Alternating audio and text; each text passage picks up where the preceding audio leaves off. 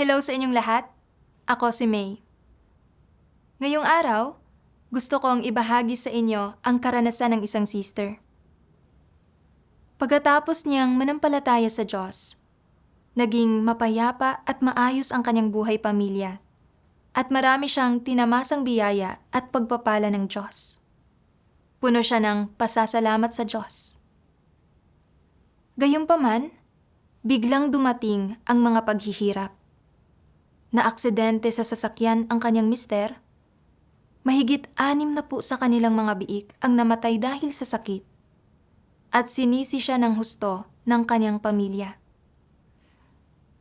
Nagsimulang magkamali siya ng pag-unawa sa Diyos at nagreklamo tungkol sa Diyos. Napapaisip kung bakit hindi pinrotektahan ng Diyos ang kanyang pamilya. Sa pamamagitan ng pagbabasa ng mga salita ng Diyos, unti-unti niyang napagtanto na nananampalataya lamang siya para magkamit ng mga pagpapala, hindi para tunay na magpasakop sa Diyos. At hindi sinasang-ayunan ng Diyos ang ganitong uri ng pananalig. Naunawaan din niya na ang kanyang kapalaran at kayamanan ay nasa mga kamay ng Diyos, at tumanggap man siya ng mga pagpapala o humarap sa mga kasawian, dapat siyang magpasakop sa mga pamamatnugot at pagsasaayos ng Diyos. Kaya, paano niya naarok ang bagay na ito? Pakinggan natin ang kanyang karanasan. Noong Hulyo 2008, ipinangaral sa akin ng tiyahin ko ang Ebanghelyo ng Diyos sa mga huling araw. Sa pamamagitan ng pagbabasa ng mga salita ng makapangyarihang Diyos, naunawaan ko na ang buhay ng tao ay nagmumula sa Diyos, na lahat ng tinatamasa ko ay kaloob niya, at dapat akong manampalataya sa Diyos at sumamba sa Kanya. Noong panahong iyon, may babuyan ang pamilya ko. Araw-araw, pagkatapos magpakain ng mga baboy, nagbabasa ako ng mga salita ng Diyos, nakikinig sa mga himno, at regular na dumadalo sa mga pagtitipon. Kung minsan, lumalabas din ako para mangaral ng Ebanghelyo. Isang araw, sinabi ng isa sa mga kapitbahay namin na umuubo ang mga baboy niya at tila may mataas na lagnat ang mga ito. Sobra akong nag-alala na baka mahawa rin ng sakit na ito ang mga baboy ko. Kaya nanalangin ako at ipinagkatiwala ko sa Diyos ang bagay na ito. Sa isang himala, wala ni isa sa mga baboy ko ang nahawa, at makalipas ang ilang buwan, naibenta namin sila sa halagang 10,000 yuan. Tuwang-tuwa ako. Wala akong karanasan sa pag-aalaga ng baboy noong nagsimula ako. Pero wala ni isa sa mga baboy o biik ang nagkasakit, at naging maayos ang lahat sa bahay. Napakabuti talagang manampalataya sa Diyos. Sa hinaharap, kailangan kong manampalataya ng maayos sa Diyos at gawin ang mga tungkulin ko para masuklian ang pag-ibig ng Diyos. Hindi nagtagal, inatasan ako ng leader na pangasiwaan ang 2 maliliit na grupo ng pagtitipon. Tuwang-tuwa ako at naisip ko, habang mas marami akong dinadaluhang pagtitipon, lalong mas marami akong mauunawa ang katotohanan. At habang mas ginagawa ko ang mga tungkulin ko, mas lalong poprotektahan ng Diyos ang pamilya ko. Pagkatapos niyon, gaano man kaabala ang mga gawain sa bahay, palagi kong sinusubukang humanap ng oras para gawin ang mga tungkulin ko. Pero sa pagtatapos ng 2008, may nangyaring hindi inaasahan. Isang gabi, bandang 12:00, nagmamaneho pa uwi mula sa trabaho ang kuya ko, ang asawa niya, at ang asawa ko. Madilim noon, umuulan at bako-bako ang daan sa bundok. At bigla silang nahulog sa isang malalim na kanal sa isang kurbada. Tumama ang ulo ng asawa ko sa pinto ng kotse. Nahulugan siya ng mga basag na salamin sa mukha. Puro hiwa ang kanyang mukha at duguan siya. Nawalan siya ng malay noon din. Dahil sa dami ng nawalang dugo, nakoma ang asawa ko sa ospital ng mga 2 oras bago siya nagising. Pagkalabas sa ospital, nagkaroon ng bahagyang concussion ang asawa ko at kung minsan, nagsasalita siya ng hindi maintindihan. Natanggalan siya ng isang ngipin. Hindi pa gumagaling ang mga hiwa sa bibig niya at hindi malinaw ang pagsasalita niya. Nang makita ko siyang tulala, parang dinudurog ang puso ko sa sakit at hindi ako mapakali at naisip ko, maayos naman siya noong umalis para magtrabaho. Paanong naging ganito siya pag-uwi? Kasalanan lahat ito ng kuya ko sa pagmamaneho ng walang ingat. Pero naisip ko rin, nananampalataya na ako sa Diyos. Dumadalo sa mga pagtitipon at ginagawa ang mga tungkulin ko. Kaya, paanong nangyari ang ganitong bagay? Bakit hindi sila pinrotektahan ng Diyos? Kung magkakaroon ng mga epekto sa asawa ko ang nangyari, paano na ang buhay namin? Bata pa ang 2 naming anak na lalaki at may babuyan pa kami. Sino ang magiging kahati ko sa pasaning ito? Sa mga sumunod na araw, sa sobrang pag-aalala ko, hindi ako makakain o makatulog ng maayos. At parang ang bigat ng mga binti ko kapag naglalakad ako. Wala na akong ganang magbasa ng mga salita ng Diyos o makinig sa mga himno. At kapag pinipilit ko ang sarili kong pumunta sa pagtitipon, nakayuko lang ako at ayaw kong magsalita. Kalaunan, matapos malaman ang kalagayan ko, ipinarinig sa akin ni Sister Wang Fang ang himnong ito ng mga salita ng Diyos. Kailangan mong magpatotoo sa Diyos sa lahat ng bagay.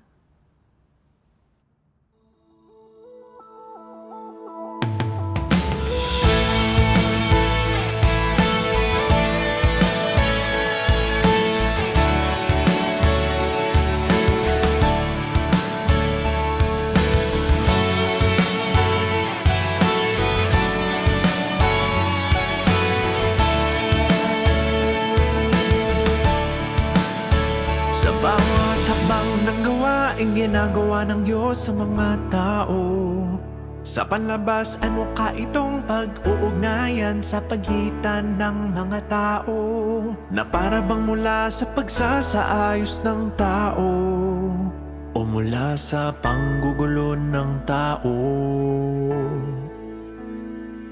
Ngunit sa likod ng mga eksena, ang bawat hakbang ng gawain at lahat ng nangyayari ay isang pustahan na ginawa ni Satanas sa harap ng Diyos at hinihingi sa mga tao na manindigan sa kanilang patotoo sa Diyos. Gaya ng si Job ay sinubok, halimbawa sa likod ng mga eksena, nakikipagpustahan si Satanas sa Diyos. At ang nangyari kay Job ay mga gawa ng mga tao at ang panggugulo ng mga tao. Sa likod ng bawat hakbang ng gawaing ginagawa ng Diyos sa inyo ay ang pakikipagpustahan ni Satanas sa Diyos. Sa likod ng lahat ng ito ay isang labanan. Kapag naglalaban sa espiritual na mundo ang Diyos at si Satanas, paano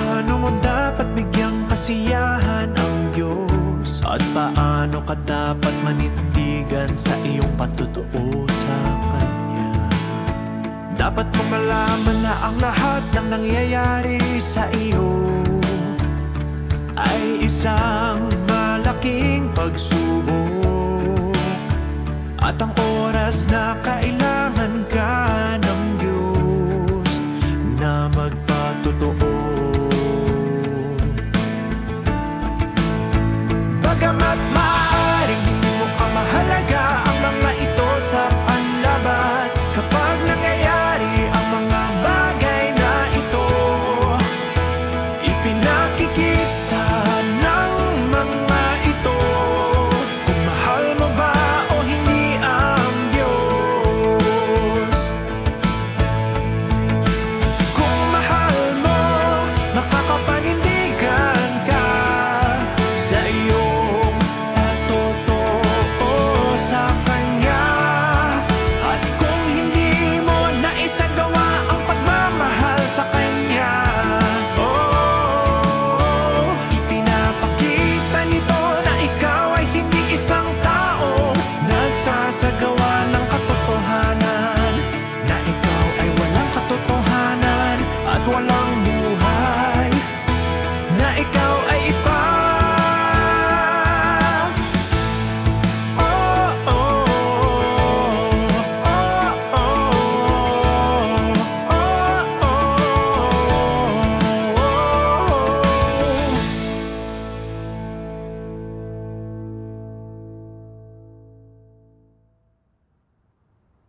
Ibinahagi sa akin ni Wang Fang.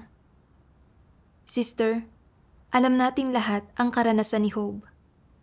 Bagamat mukhang kinuha ng mga magnanakaw ang napakaraming kawan ng baka at tupa ni Job, sa katunayan, isa itong tukso mula kay Satanas.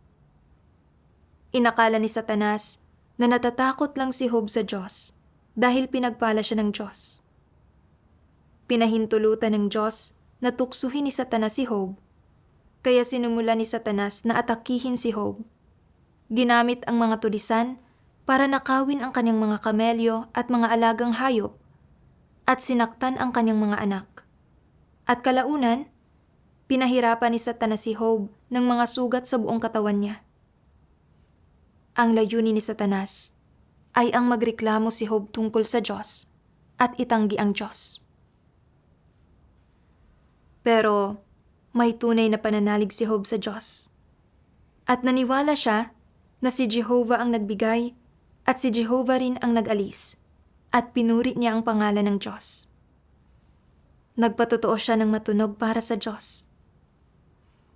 Habang sumusunod tayo sa Diyos, aakusahan at aatakihin tayo ni Satanas, at ito ang tumutukso sa atin. Katulad ng mga nangyayari sa pamilya mo, ang layunin ni Satanas ay ang abandonahin mo ang Diyos at ipagkait sa iyo ang kanyang pagliligtas. Dapat tayong magkaroon ng pananalig sa Diyos at huwag magpalinlang sa mga pakana ni Satanas. Matapos marinig ang pagbabahagi ni Wang Fang, napagtanto ko na ang pangyayaring ito ay isa talagang espiritual na labanan at pagtatangka ni Satanas na guluhin ako. Ayaw ni Satanas na maligtas ako sa pamamagitan ng pananalig sa Diyos. Kaya ginawa nito ang lahat para wasakin at gambalain ang pananalig at kaligtasan ko. Sa paggamit nito sa aksidente sa sasakyan ng asawa ko para sirain ang determinasyon kong sumunod sa Diyos.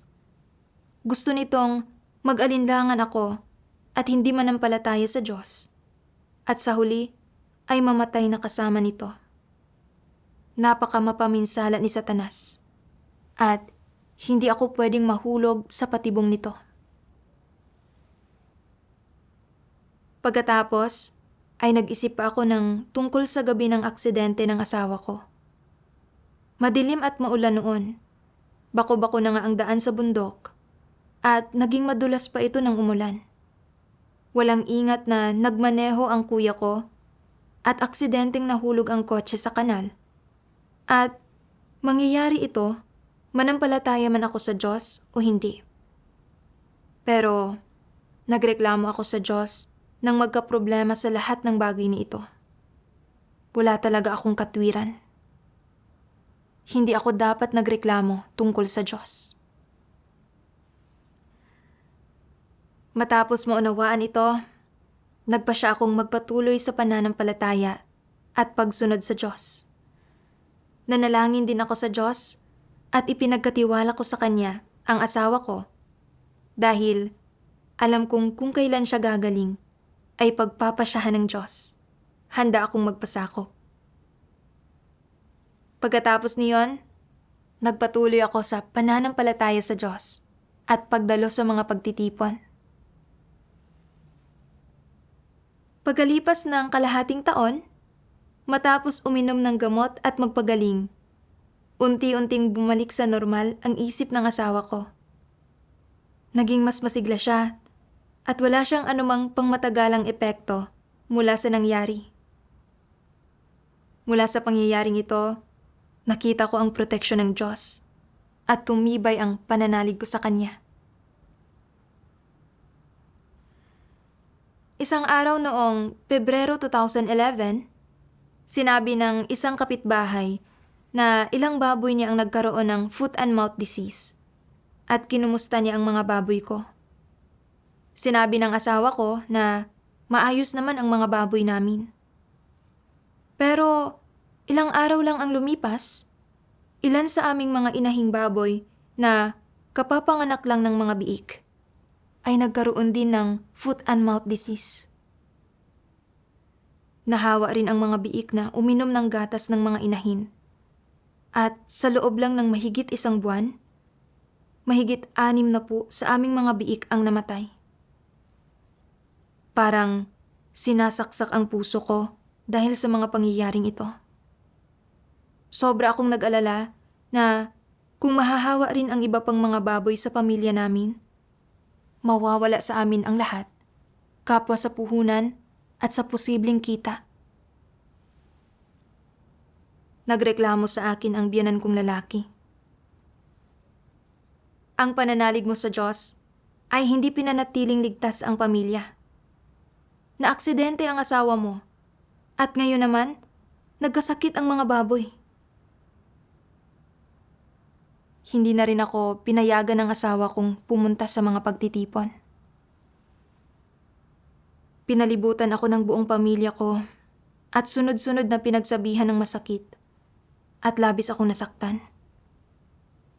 Hindi ko na malayang nagsimula na akong mag-alinlangan sa Diyos. Napakaraming biik ang namatay. Talaga bang dahil ito sa pananalig ko sa Diyos? Nalugmok ako sa pagiging negatibo at panghihina. At hindi ako dumalo sa anumang pagtitipon sa loob ng 2 o 3 buwan. Kalaunan, nang maisip ko ang dating aksidente ng asawa ko, napagtanto kong sinusubukan na naman akong guluhin ni Satanas. Pero kumakain at umiinom ako ng mga salita ng Diyos at ginagawa ang tungkulin ko. Kaya tiyak na dapat may proteksyon ako ng Diyos. Bakit hindi ako pinagpapala ng Diyos? Wala talagang pagkakaiba ang manampalataya at hindi manampalataya sa Diyos.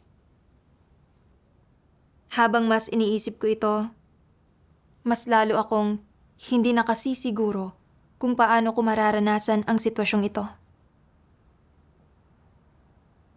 Kaya lumuhod ako at nanalangin sa Diyos. Diyos ko, namatay ang 12 ng biik ng pamilya ko. Dahil dito, patuloy akong inaatake ng pamilya ko.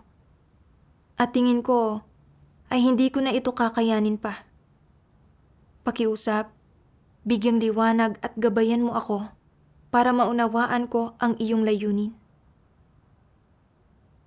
Pagkatapos kong manalangin, naalala ko ang ibinahagi sa akin ni Sister Wang Fang noon tungkol sa karanasan ni Job.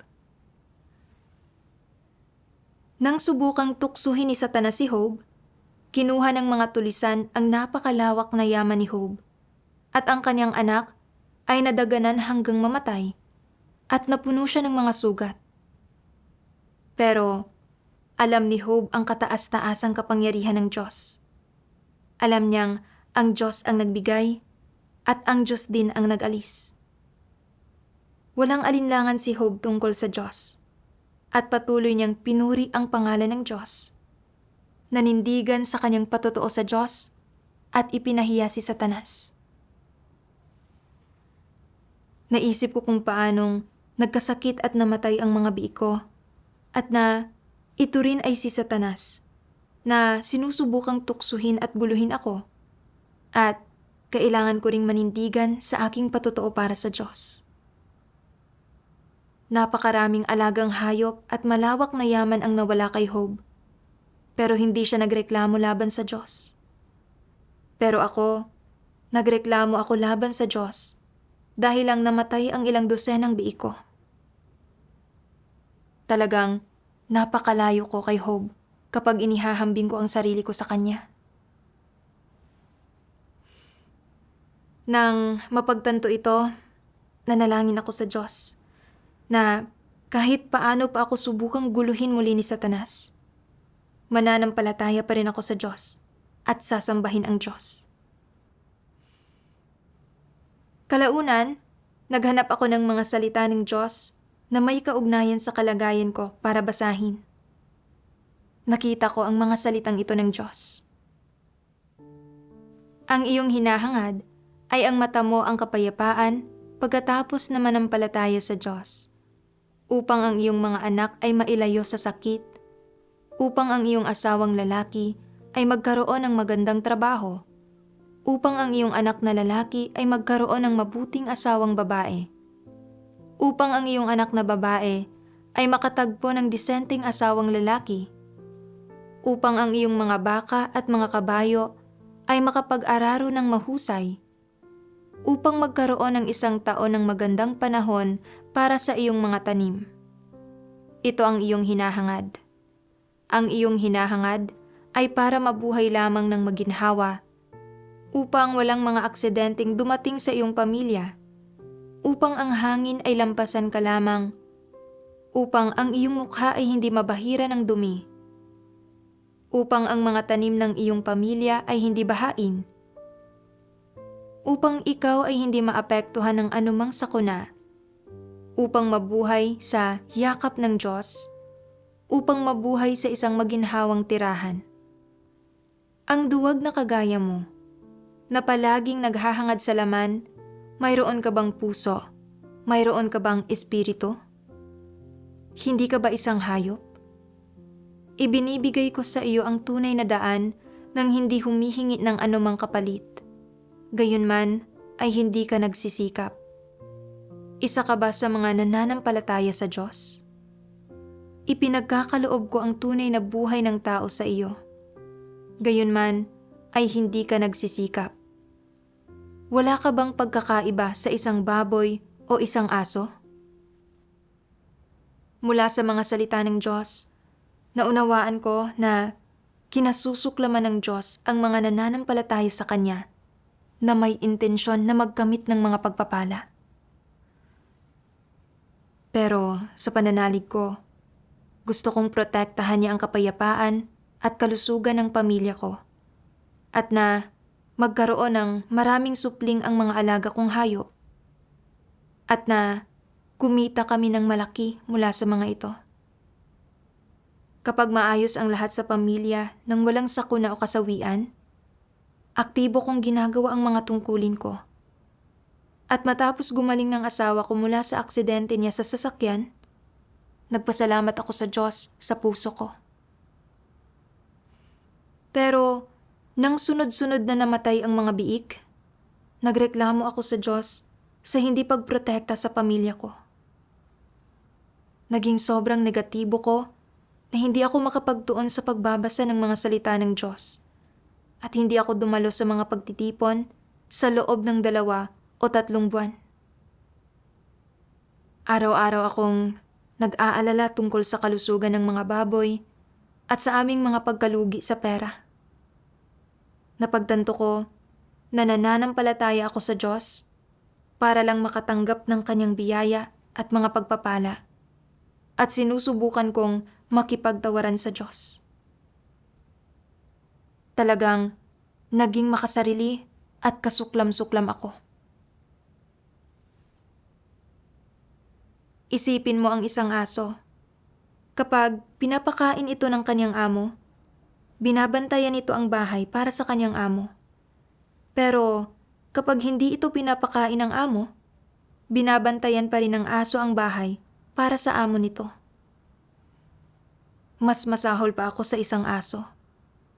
Kapag pinagpapala ako ng Diyos, nagpapasalamat ako sa Kanya. Pero kapag hindi ako nasiyahan sa Diyos kahit kaunti, nawawalan ako ng pananalig sa Kanya. At kahit na noong inatake ako ng pamilya ko, nagsimula akong banayad na tanggapin ang kanilang mga pananaw, nagkakaroon ng mga pag-aalinlangan at reklamo tungkol sa Diyos. Napakagulo ng isip ko. Kulang ako sa karanasan sa pag-aalaga ng baboy. Kaya, hindi maiiwasan na magkaroon ng foot and mouth disease ang mga baboy at mamatay. Saka, may mga baboy din sa mga kapitbahay ko na namatay at napakakaraniwan nito sa industriya ng pag-aalaga ng hayop. Pero, hindi ko matingnan ng tama ang bagay na ito at sa halip ay nagreklamo ako sa Diyos sa hindi pagprotekta sa pamilya ko. Hindi ba't ito ay pagiging hindi makatwiran ko? Matapos maunawaan ang layunin ng Diyos, gumaan ang husto ang pakiramdam ko. Naging handa akong bitiwan ang pagnanais ko sa mga pagpapala at hindi na humingi sa Diyos ng mga pagpapala o kapayapaan at magpasakop sa mga pamamatnugot at pagsasaayos ng Diyos at matuto ng mga aral sa mga sitwasyong isinaayos niya para sa akin. Pagkatapos niyon, nagpatuloy ako sa pagdalo sa mga pagtitipon at unti-unti naging mas malapit ang relasyon ko sa Diyos. Isang umaga noong Agosto, nang magpakain ako ng mga baboy, napansin kong umuubo ang dalawa sa malalaking baboy at may mga pulang pantal sa kanilang katawan. Agad kong tinawagan ang kapitbahay ko para itanong kung anong sakit ito. Sabi ng kapitbahay ko, madaling magkaroon ng mataas na lagnat ang mga baboy sa panahong ito ng taon. Ilan sa mga baboy ng pamilya sa katabing bahay ay nagkaroon na ng sakit na ito. Nakakahawa ang sakit na ito. Kaya dapat kang magmadali at bumili ng gamot para maiwasan ito. Nang marinig kong nakakahawa ang sakit na ito, sobra akong nag-alala. May mahigit 40 malalaking baboy ang pamilya ko na malapit ng ibenta. Kung lahat sila ay magkakaroon ng mataas na lagnat at mamatay, hindi ba't mawawala ang lahat ng ipinuhunan ko sa huling 6 na buwan kasama na ang posibleng kita? Kaya nanalangin ako sa Diyos at ipinagkatiwala ito sa Kanya. Kalaunan, naalala ko ang mga salita ng Diyos. Ang puso at espiritu ng tao ay hawak ng Diyos, at lahat ng tungkol sa buhay niya ay namamasdan ng mga mata ng Diyos. Naniniwala ka man sa lahat ng ito o hindi, ang anuman at ang lahat ng bagay, buhay man o patay, ay lilipat, magbabago, mapapanibago at maglalaho alinsunod sa mga iniisip ng Diyos. Ganito humahawak ng kataas-taasang kapangyarihan ang Diyos sa lahat ng bagay. Ipinaunawa sa akin ang mga salita ng Diyos na ang may buhay at walang buhay ay parehong nasa mga kamay ng Diyos. At kung mahahawa man ang mga baboy na ito o hindi, ay nasa mga kamay din ng Diyos. Ang tanging magagawa ko ay pakainin sila ng gamot bilang pag-iingat, at ang kanilang buhay o kamatayan ay pagpapasyahan ng Diyos. Naging handa akong magpasakop sa kataas-taasang kapangyarihan at mga pagsasaayos ng Diyos. at hindi na nagreklamo sa Diyos. Kalaunan, nang nagpapakain ng mga baboy, inihalo ko ang gamot na panlaban sa sakit sa kanilang pagkain at makalipas ang ilang araw, gumaling ang 2 baboy na may sakit at naging maayos din ang iba. Pagkalipas ng 2 buwan, bagamat maraming baboy mula sa ibang mga kabahayan ang namatay, ang lahat ng 40 o higit ko pang baboy ay malulusog at naibenta sa mataas na presyo. Sa pagkakataong ito, hindi ako nagreklamo sa Diyos dahil sa pagkakasakit ng mga baboy.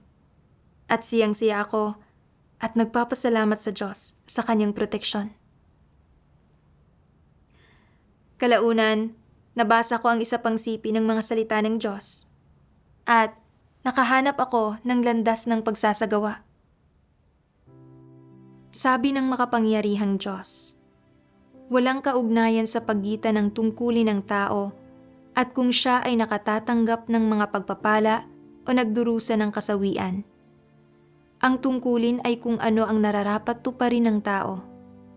Ito ang bukasyong mula sa langit at dapat niya itong gampanan nang hindi naghahanap ng gantimpala at nang walang mga kondisyon o dahilan.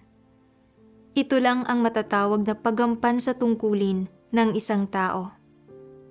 Ang pagtanggap ng mga pagpapala ay tumutukoy sa mga pagpapalang natatamasa ng isang tao kapag siya ay ginawang perpekto matapos makaranas ng paghatol.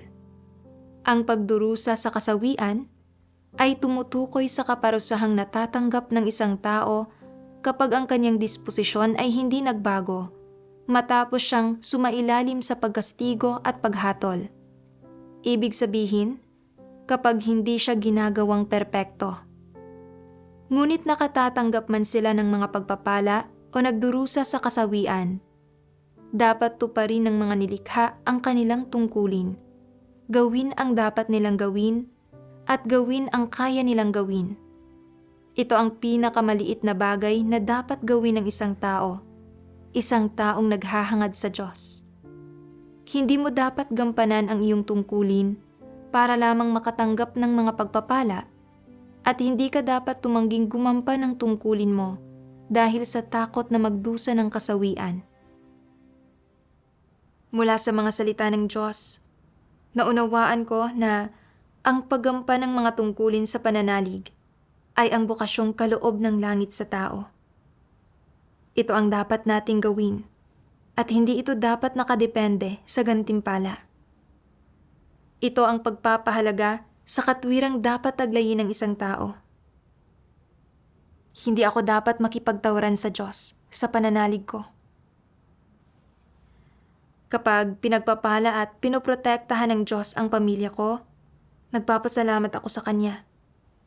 Pero kung may mga nangyayaring hindi maganda sa bahay, at dumarating ang kamalasan, nagsisimula akong magreklamo sa Diyos.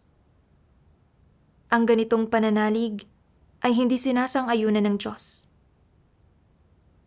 Isa akong nilikha, at ang tadhana at yaman ko ay nasa mga kamay ng Diyos. Magbigay man ang Diyos o mag-alis, dapat akong magpasakop sa mga pamamatnugot at pagsasaayos ng Diyos, at tuparin ang aking mga tungkulin.